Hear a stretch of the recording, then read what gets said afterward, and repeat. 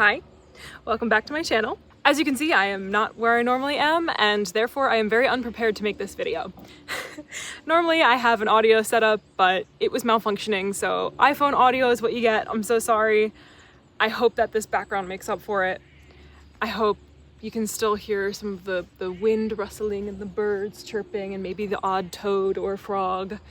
I'm on a dock right now, so don't worry, I'm not just like floating in the middle of the lake, but that would be cool if I could do that. So today we are going to be talking about the next book in the Read Aloud series, which will be Wuthering Heights.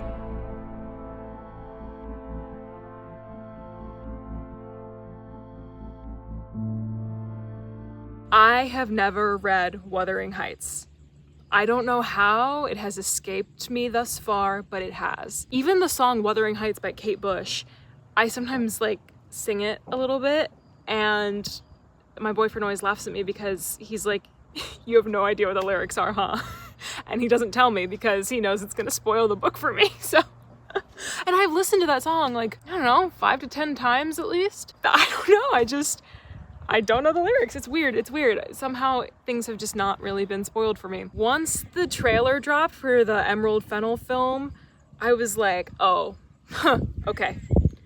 Clock is ticking. I simply must read it before the internet is inundated with spoiler-filled hot takes.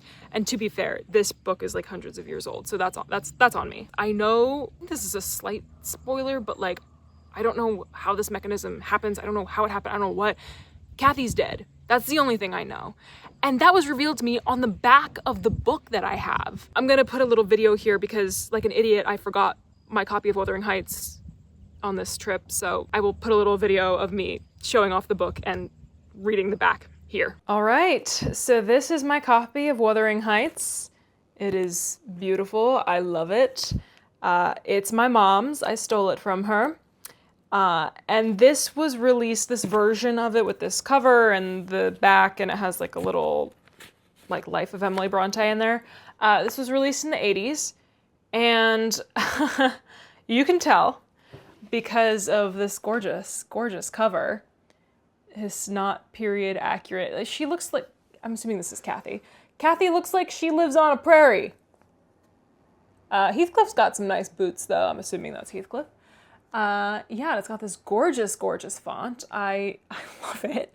And it says, where hate means more than love, but love means more than life. And then it also tells us that it is complete and unabridged. And then the back of this is where I got the spoiler. So I'm gonna read it for you. I do wanna have a little disclaimer that not only was this published in the 80s, but obviously the original novel was published in 1847. And it has a dated term for the Romani people. I'm not going to read it, but just know that whenever I say Roma, it's the other word. It's the G slur for the Romani people. And it is important that you know that it is the slur because I think it is intentional that Heathcliff is described this way. And I am starting to understand the controversy around the casting because I would be surprised if the fact that he is described as Romani is not important. I would be very surprised. Anyway, that's a really roundabout way for me to say that when I read this and when I say Roma, that is not what the book says. So, doomed love. The dark, wild Roma orphan Heathcliff loved only one person on earth, beautiful, willful Kathy Earnshaw. But Kathy's brother, Hindley, the cruel, drunken master of Wuthering Heights, hated and abused the orphan. Their rich neighbors at Thrushcross Grange, Edgar Linton and Isabella Linton, reviled the boy. They all conspired to force Heathcliff and Kathy apart, first as playmates, then as lovers, and at last to drive Heathcliff away. Years passed. Heathcliff returned a rich man, and found Kathy had married Edgar. Okay.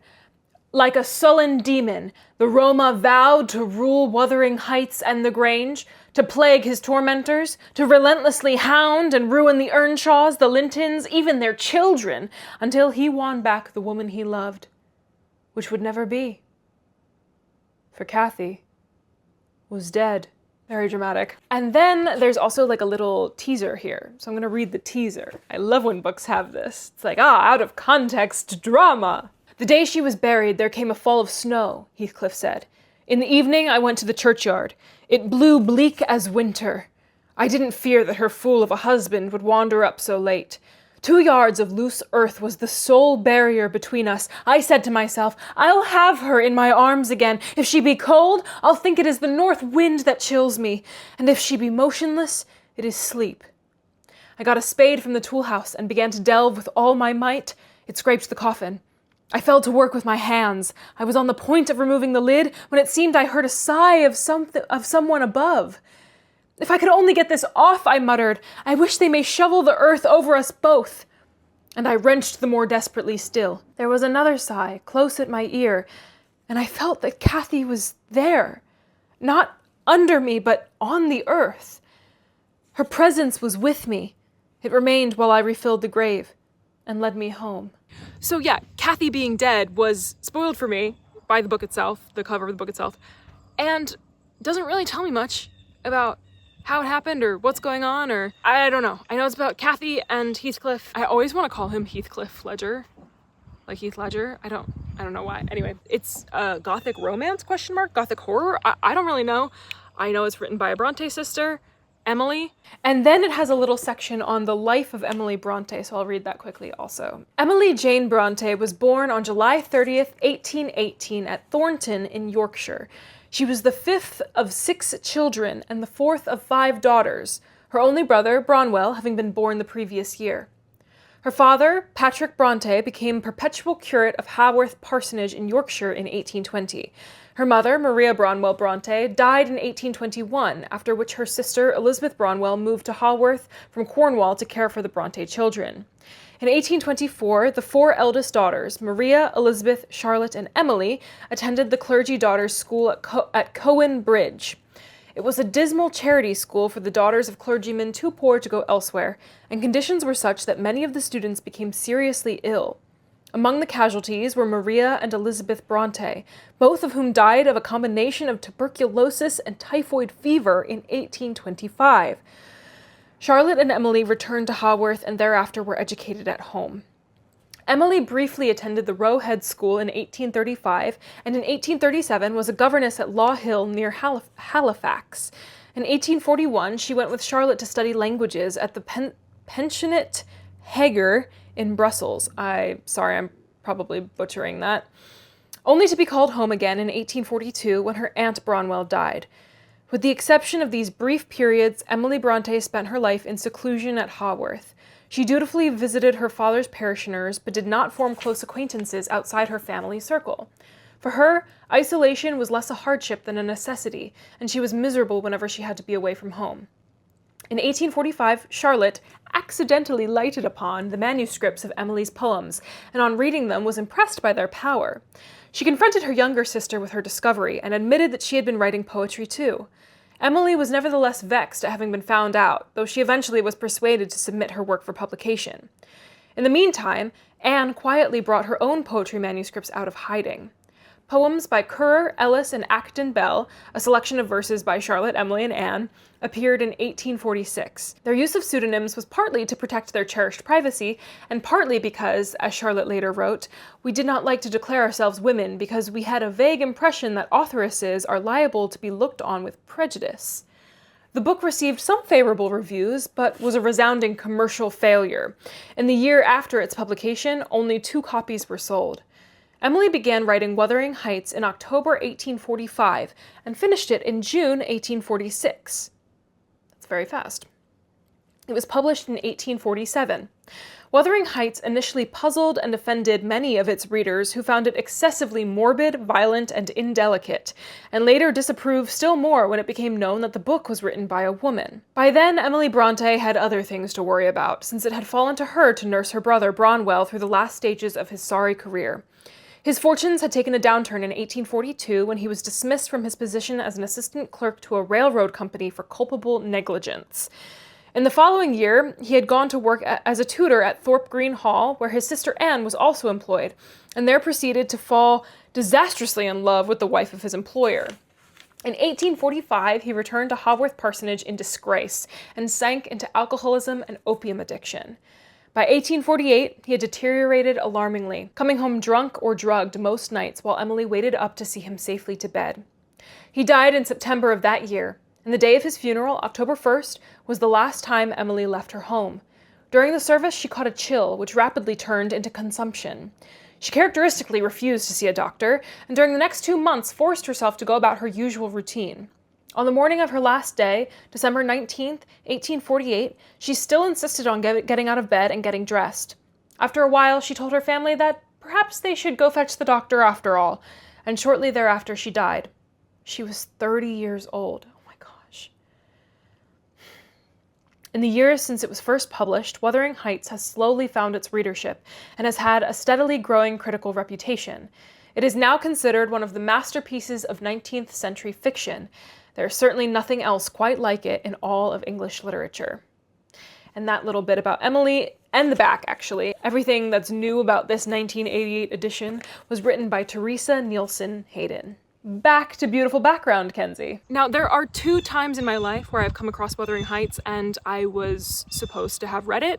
The first one being in high school. It was either the summer between sophomore and junior year, or freshman and sophomore year. I don't remember, but Wuthering Heights was on our summer reading list. And I don't know what I was doing that summer, but it was not my summer reading list. So we get to the first day of school and it's English class. We had to be tested on 2 books. We had to do an essay for 1 book. And then we had to do kind of like a round robin question and answer conversation thing for the second book. The first book I chose to do the essay on was a Jane Austen book. It was either Sense and Sensibility or Emma. I think it was Sense and Sensibility. I have actually read both Emma and Sense and Sensibility now. And Emma is probably my favorite book of all time at the moment, which we will talk about that book on this channel. I love Emma. I love it so much. So I chose to write an essay about the Jane Austen book. Again, I think it was Sense and Sensibility. And I don't know how I did it. I don't know if I got a synopsis from a friend right beforehand. Yeah, I don't know what I did, but nailed it.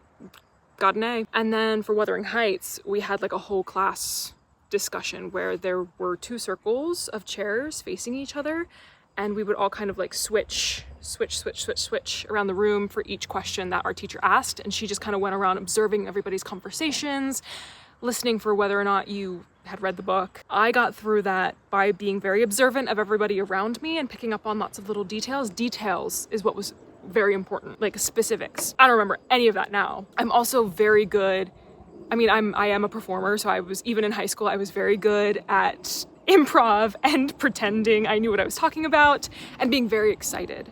I was a very enthusiastic student, whether I had done the reading or not. You're busy in high school. You're really busy and overwhelmed, and you're like, what, 15, 16?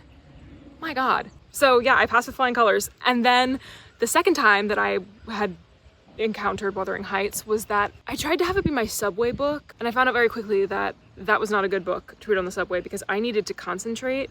I couldn't be picking it up and putting it down. I needed to like have uninterrupted time to figure out what the hell was going on. We're gonna read this when we can sit down for hours and really parse it out and maybe take notes. Maybe annotate, I don't know, maybe make a little chart. So now we get to do it for YouTube. I don't totally know how I'm going to structure this series. It's going to be different from Frankenstein, obviously, because Frankenstein I'd already read and I wanted to structure it more in like an educational way. This one is going to be a lot more entertaining, at least for me, because I'm going to probably read it out loud and just give my opinions on it as I read. And there will be, of course, an analysis video. There's a lot going on with the Brontë sisters. I know that much. I know that there's a lot to dig into with this novel. I hope that this series provides you with entertainment. I hope it's educational as always. That's a big thing that I want to do on my channel. But I also hope it's unpretentious and enthusiastic. I'm excited to experience it for the first time, and I hope that that's interesting to you. I hope you stick around for it. I hope at the very least you have enjoyed this